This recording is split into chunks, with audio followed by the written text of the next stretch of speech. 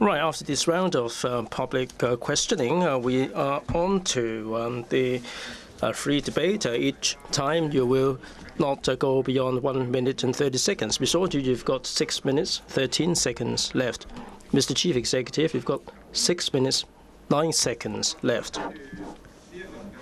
In this round of debate, Ms. Audrey, you will kick off first. Chief Executive, in your blog, you said that the form of FC elections in 2020 will no longer exist. But does it mean that FCs will continue to exist, or what is your blueprint for universal suffrage? Well, what I mean is in 2020, all LegCo members elected will be elected in accordance with the principles of universality and equality, in accordance with international standard. Regarding functional constituencies, it is a controversial issue. The functional constituencies in the present form will be there. So what will be the form in future? So you have to endorse the 2012 package first before we can discuss the nitty-gritty. We have to take a step at a time. We have to deal with the 2012 package before we can do anything else. If you insist on doing something else and talk about 2017 and 2020, it would be difficult for us to deal with 2012. If you veto this, then it is a waste. It's 5 years wasted. Hong Kong people cannot wait that long. Mr. Chief Executive, well, the people of Hong Kong do not like radicalism. They think that the constitutional system is fraught with trouble. You and your colleagues have created so many problems. They've seen so much objection to many things in Hong Kong. Are you taking Hong Kong down the road of radicalism? I had thought that the CE had invited me to come today with a view to narrowing our differences. But now I know that he has asked me to come because he wants to label me a radical. So can you tell me in what way I am radical? You haven't answered my questions at all. I'm here to reason with you. In fact, I have made my position very, very clear. Now, because you have to tell us what is going to happen finally. That just can't Hong Kong people know. You know, we're talking about 2 steps towards universal suffrage for the CE and 3 steps for LegCo. So you want to do a good job, but then I think you need a further vision. Now, for example, the express rail will go beyond your term, and yet you have made a decision. So I think you have to do your job well. And just now, someone has asked you about your performance or your election pledge. So what are you going to do? Well, I mean, you refrain from answering my question. With regard to the express rail, people surrounded the LegCo. We're talking about the democratic system, which is very important. Democratic culture is also important. If you continue with the way it is, not only don't we have democracy, we don't even have a civilization. If you object to this, your radical approach is going to get worse, which is detrimental to Hong Kong. How can you show these responsibilities? Chief Executive, are you saying that those who oppose your package are radical? In fact, there are many people in Hong Kong who do not support your proposal. Look at the opinion poll results. We have less and less people supporting you and more people opposing you. Do you know why? That's because people have come to understand. You know, many liberal studies teachers have come forward to oppose. Please do not talk about Audrey Yu and her allies. Please do not smear Hong Kong people. They are smart. They have discerning eyes. They know the nature of this package. 5 years ago, we were given a package which was vetoed, and now you're giving us a similar package. So it's you who are wasting Hong Kong's time. So, you know, a salesman hasn't marketed the product well, and you can't blame the customers. So now we'll start the next round. Ms. Audrey, you will ask her question first. Chief Executive, I want to ask you this question.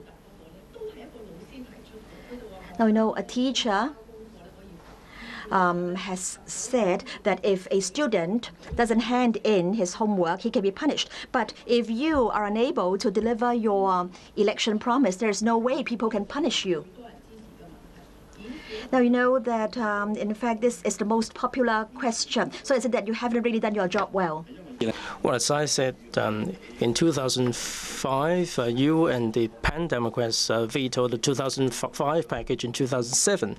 We made a determination to secure a timetable for universal suffrage from the central authorities. In December 2007, a timetable was announced, but that's a historical fact that cannot be twisted. For this 2012 package, we've made it very clear that there would be more democratic elements. That cannot be twisted.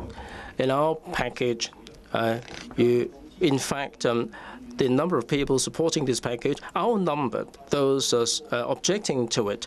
There are more people asking for these to be passed than otherwise. Whatever opinion poll you cited, this is the same result.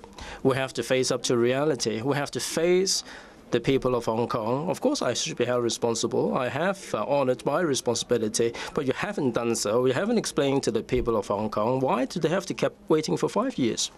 Any follow-up questions? I've already explained to you why I do not support your proposal. This present proposal is regressive. It's worse than the 2005 package. I've already explained this to you, and I've already given you many reasons why I do not support the district council proposal. Let me give you another reason. In 1991, in fact, there were over 10 seats returned by indirect elections. But then in 1991, those seats were replaced by directly elected seats. And now it's 2010, and you are rehashing a previous package. So are you fooling us and telling us that there is progress? Well, it's a totally different thing altogether. There are those who are eligible to take part in the election. They are going to be elected democratically. There will be no appointment. In 2005 or in 2007, Ms. Audrey, you and her colleagues objected to the package. These people will have an electoral base of 3 million people. I don't think you should look down upon these people. They represent quite a lot of people, no fewer than the directly elected electoral members. Right. This is the final round of questions and answers. Mr. Tsang. I'd like to find out from Ms. Audrey Yu about an abolition of functional constituencies. Didn't have time to take the matter up with you. Now, will you tell us how, in this 2012 system, you can